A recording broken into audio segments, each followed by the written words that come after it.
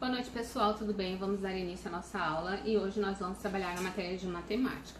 Nós vamos continuar ainda falando sobre os números e vamos entender um pouquinho sobre os números que indicam quantidades, códigos, ordem e medidas, ok? Nós temos aqui uma leitura explicativa para a gente entender um pouquinho melhor sobre isso, né? Essa explicação eu vou disponibilizar lá no nosso grupo, que é pra gente consultar na hora de realizar as atividades, tá certo? Então vou fazer a nossa leitura como sempre e eu quero que vocês prestem atenção, que é pra gente depois conseguir responder as atividades sobre isso, ok? Números no dia a dia. Os números estão representados em diversas situações do dia a dia, no trabalho, na contagem do tempo, na escola, nas ruas ou nas residências. Há diferentes usos dos números, vamos ver alguns, né? Números para indicar quantidade, né? É comum usarmos números quando contamos pessoas, objetos ou coisas. Nessas situações, os números são usados para indicar a quantidade. Observem as situações abaixo. Então, nós temos aqui, ó, uma caixa de lápis de cor com 36 unidades. Né? Então, o número 36, ele está ali para indicar a quantidade de lápis de cor que tem naquela caixa, né? Então, ali ele está indicando a quantidade, tá certo?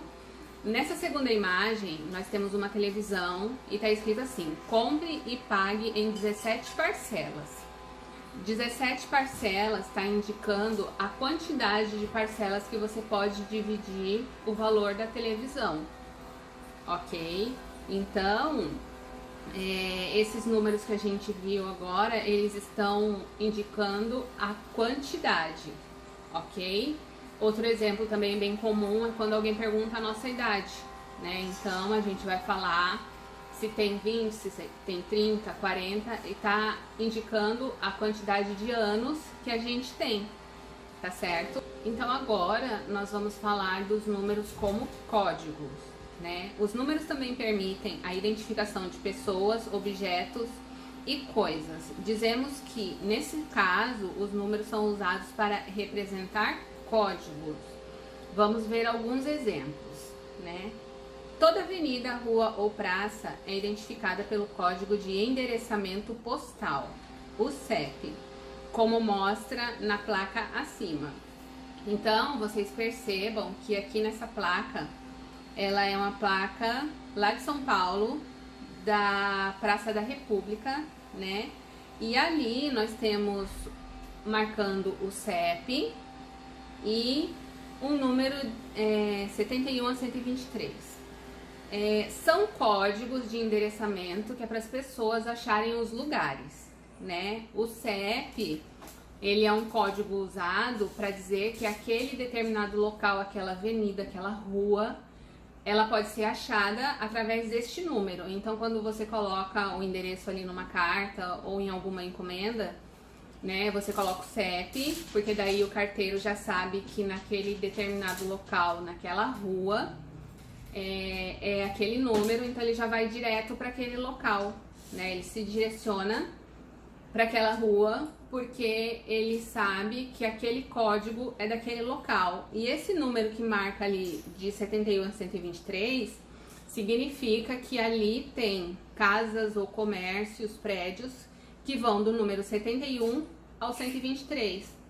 Então, quando vocês forem procurar o endereço, né, vocês vão olhar ali, tipo, o número 100 na Praça da República. Né? Então, vocês vão achar a Praça da República e vão olhar na placa, que naquela quadra vai do número 72 ao 123. Então, é possível que o número 100 esteja naquela quadra, né? Geralmente, de um lado da rua é par e do outro é ímpar, então não fica difícil da gente achar o endereço, né? Nós temos também a placa de identificação de veículo. Os veículos também podem ser identificados e diferenciados um dos outros pelas combinações numéricas e também pelas letras em sua placa.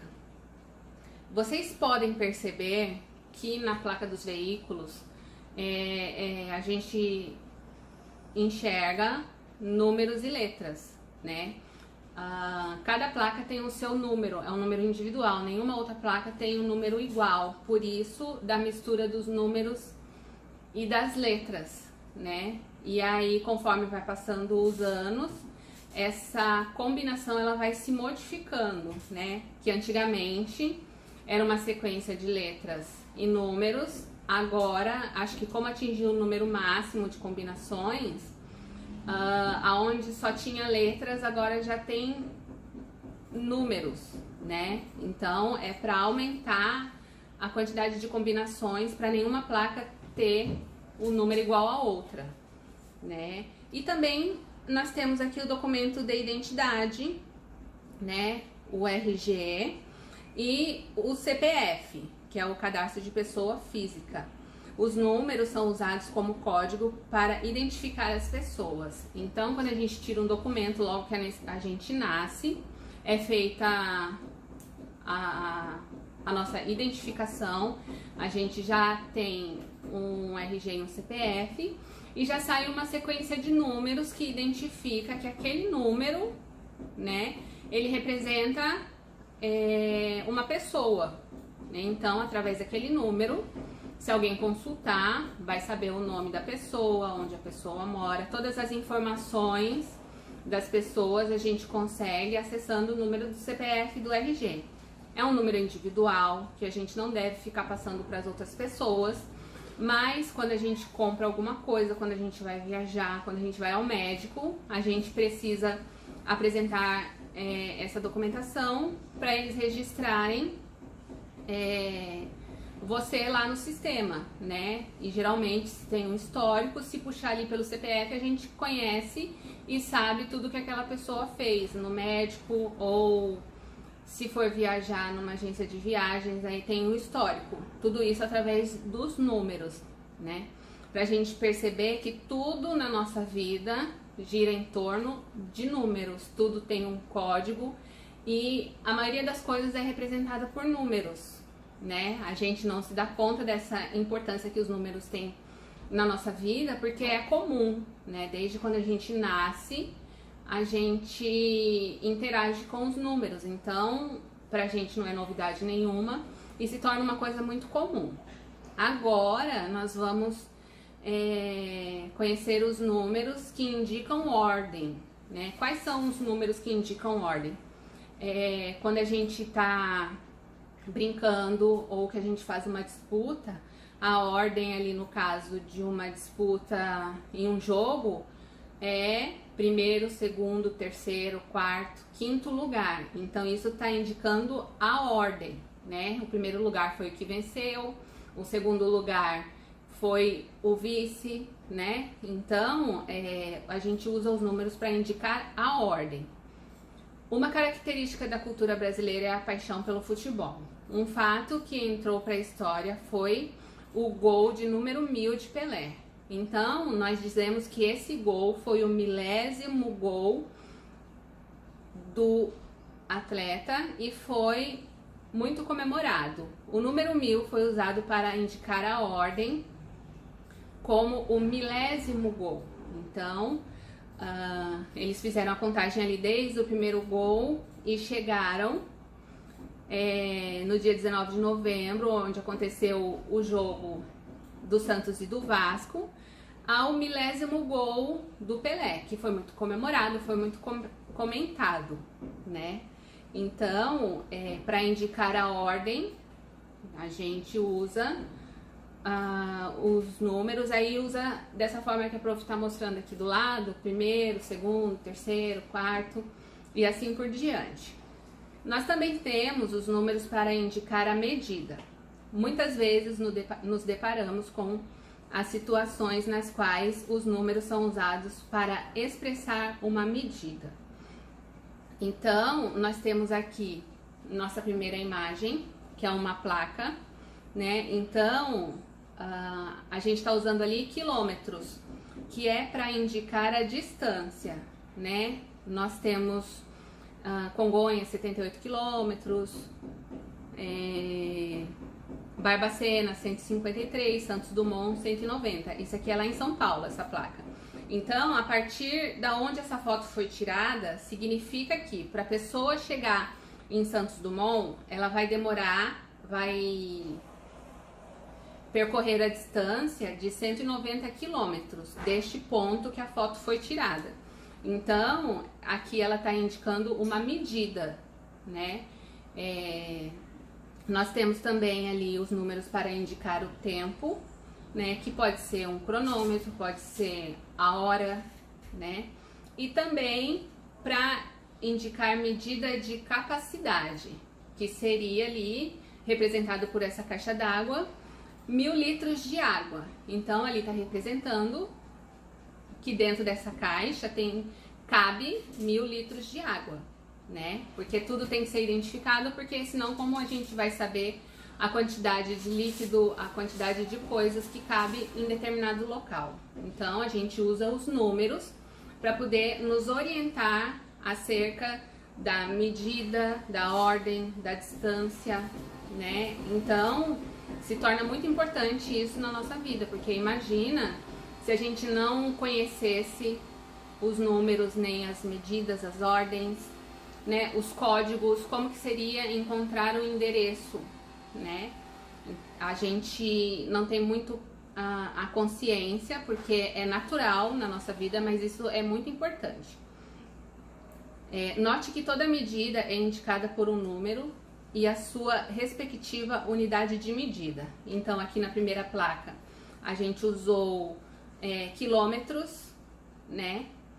Ali na caixa d'água nós usamos litros, né? E aqui a gente usa uma medida do tempo, né? Que é o cronômetro. E assim como a gente usa também para poder ver as horas, né? E sobre isso nós temos aqui algumas atividades para poder responder sobre essa explicação que a prof fez, né? Complete com os números que indicam, né, a sua massa. O que seria, aqui na letra A, a sua massa? Seria a sua massa corporal, o seu peso. Então aqui vocês vão colocar quanto vocês pesam. Lembrando que quando a gente pesa alguma coisa, a gente pesa em quilogramas, né?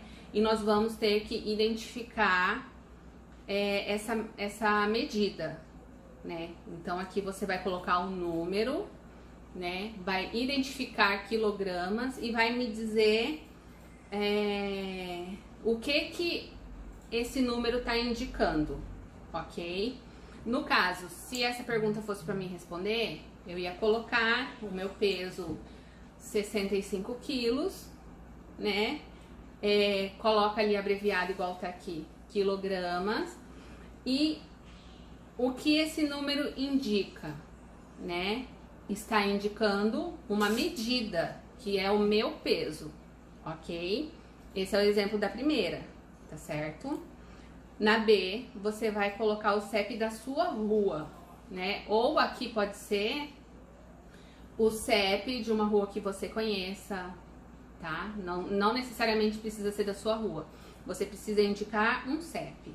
O que o CEP indica, né? Ali, quando a gente fomos estudar na explicação, ele é um número, que tipo de indicação ele nos oferece, tá?